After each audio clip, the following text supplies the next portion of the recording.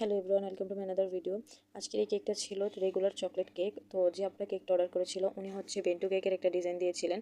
তো যে বেন্টু কেকটার ডিজাইনটা ছিল সেটা হচ্ছে 1M নজেল দিয়ে করেছিল। তো একটা বেন্টু কেকের ভিতরে যদি আমরা 1M নজেল দিয়ে কাজ করি তাহলে অবশ্যই এটা ছোট একটা কেকের ভিতরে অনেক বড় একটা ফ্লাওয়ার দেখা যাবে, তাই না?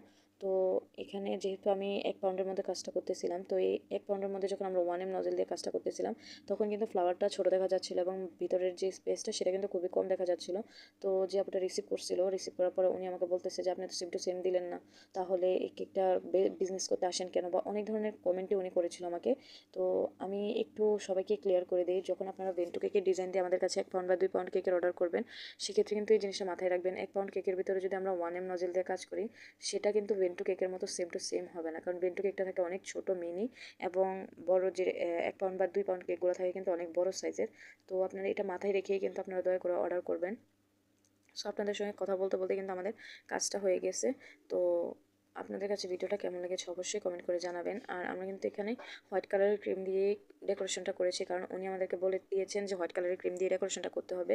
তো প্রথমে কিন্তু আমরা চকলেট গানাশটা দিয়ে কিছুক্ষণ ফ্রিজিং করে নিয়েছি, দেন হচ্ছে ফ্লাওয়ারগুলো মেক করে নিয়েছি। তারপরে হচ্ছে যা লেখার থাকে সেগুলো লিখে নেবেন আপনারা।